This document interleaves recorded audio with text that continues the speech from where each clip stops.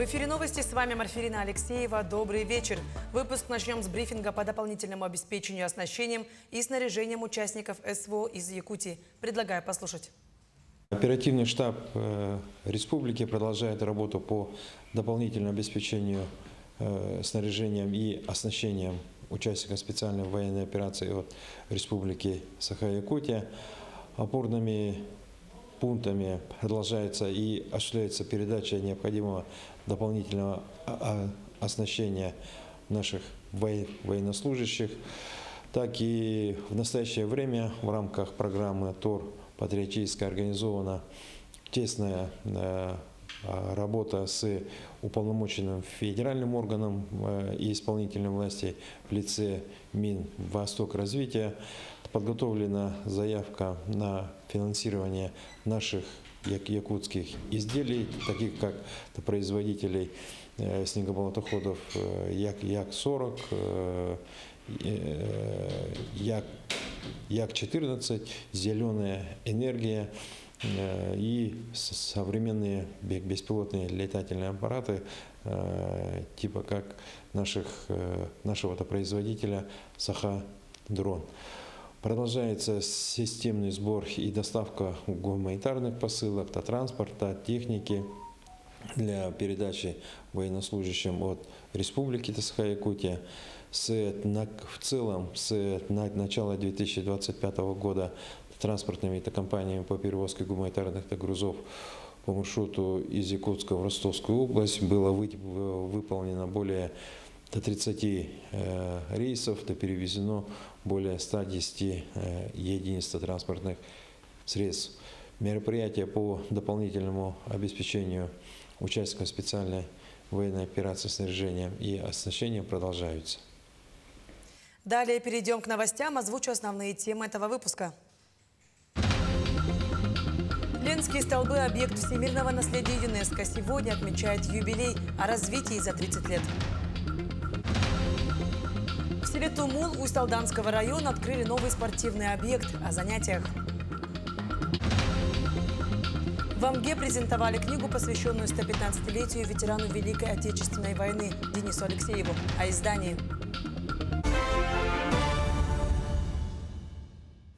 Школа Якутска готовится встречать своих учеников. Ход подготовительных работ проверил первый заместитель председателя правительства республики Дмитрий Садовников.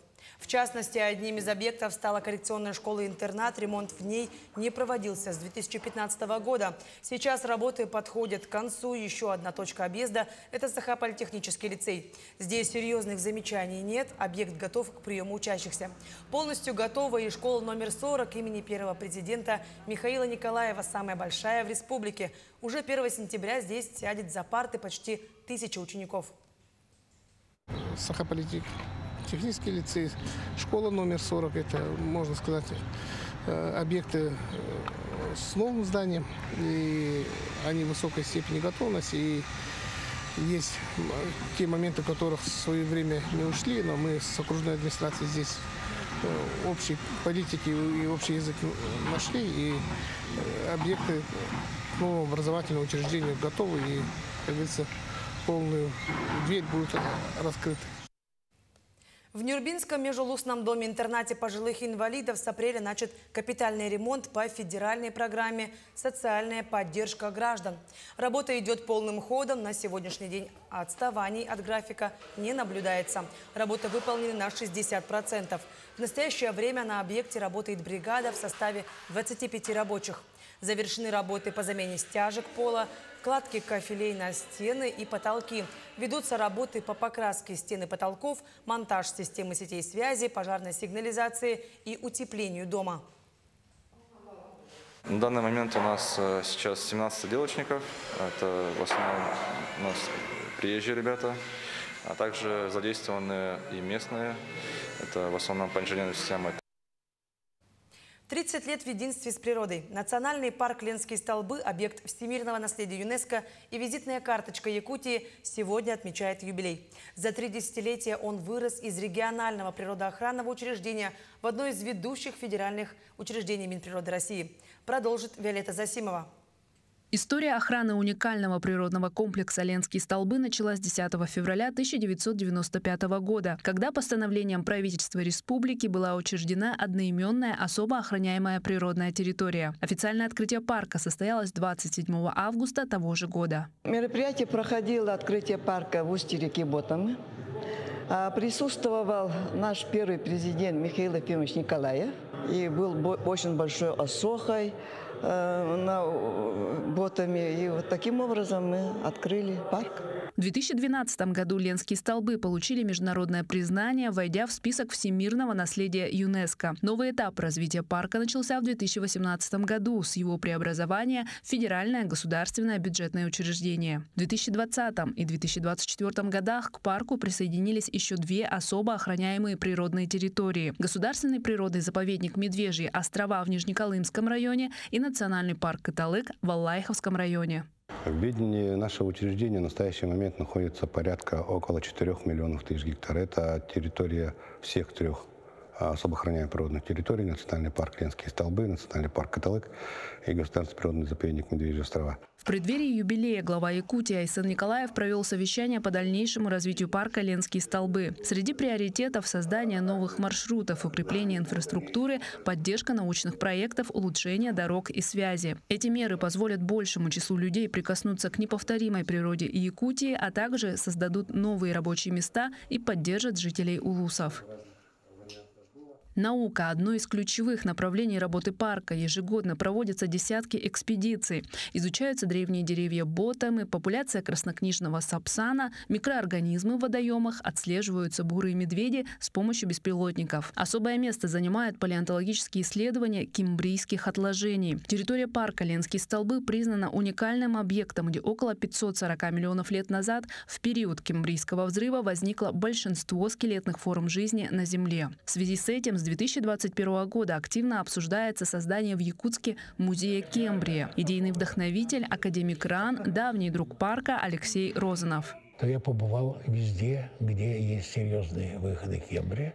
И могу сказать точно, что лучше, чем здесь, в мире нигде нет, богаче нету. И это центр происхождения скелетной фауны мира. Поэтому музей Кембрия – это не просто якутский музей, это музей Российской Федерации, и это музей, который будет номер 1 в этом смысле в мире. В рамках юбилейных мероприятий в историческом парке «Россия. Моя история» состоялся круглый стол, посвященный роли науки в создании и становлении парка, где Алексей Розанов подробно рассказал об истории изучения ленских столбов и их научной ценности. Кульминацией мероприятия стала презентация книги-альбома о парке. Виолетта Засимова, Якутск. В селе Тумул Усть-Алданского района торжественно открыли новый спортивный зал имени Иннокентия Халдеева. Объект возведен благодаря спонсорской помощи строительной компании «Интехстрой». Площадь спортзала 540 квадратных метров. Будут проводиться занятия по волейболу, баскетболу, вольной борьбе, уроки физкультуры. Также имеется тренажерная комната, раздевалки и кабинеты для тренеров. Село Тумул с 2012 года имеет статус опорного центра здорового образа жизни. Жители активно пропагандируют массовый спорт и культуру. Этот зал проектирован проектной компанией «Спринт» за кратчайшие сроки. И в течение 2 месяцев мы построили объект с наших же металлоконструкций, наших сэндвич-панелей. Площадь объекта составляет 540 квадратов. И имеет площадку для игры в волейбол, баскетбол, со спортивным линолеумом и с танцевальным залом.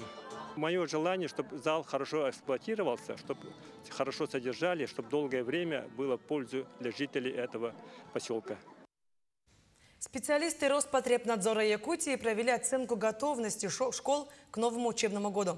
Обследованы были 85% образовательных учреждений. Это 530 объектов.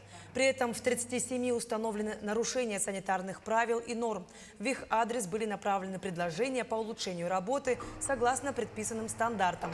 Между тем, особое внимание эксперты уделяют учреждениям, где дети пребывают круглогодично. Оценка готовности школ подразумевает не только исполнение ранее выданных предписаний, но и организационную готовность по обеспечению санэпидблагополучия в образовательной организации. Это своевременное прохождение медицинских осмотров сотрудниками, также санитарно-гигиенической подготовки работниками.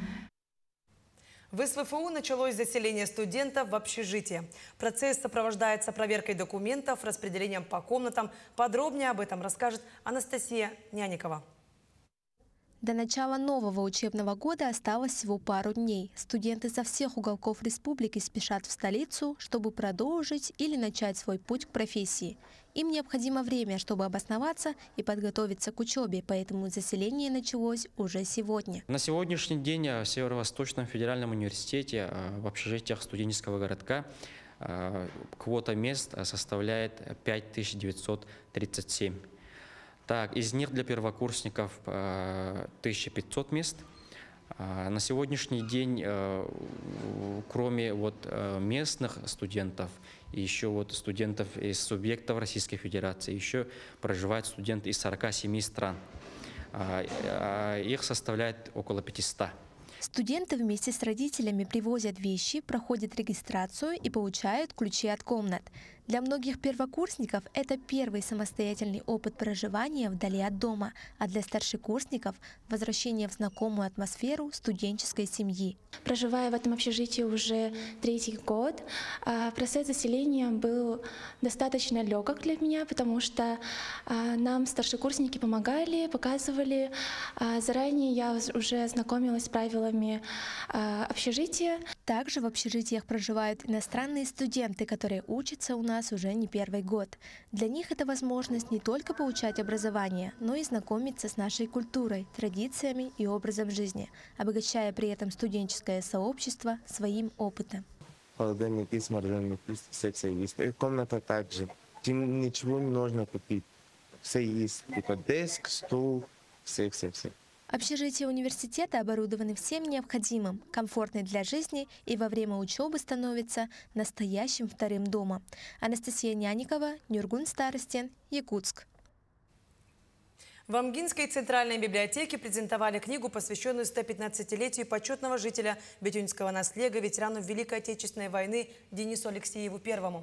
Книга посвящена 80-летию Великой Победы и вышла с серией «Выдающиеся люди Амги» о знаменитых людях Амгинского улуса.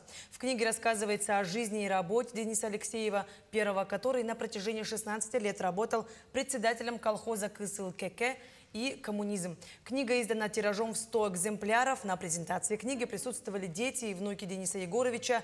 Они с большой теплотой и любовью вспоминали о нем. Я думаю, эта книга будет полезной для старшего поколения. И я собираюсь еще раздать всем библиотекам. Для нас это очень радостное событие. Это для нас как бы большое счастье, что мы сохранили память отца и будет знать наши жители нашего района. Мы продолжаем следить за развитием событий. Оставайтесь на нашем канале.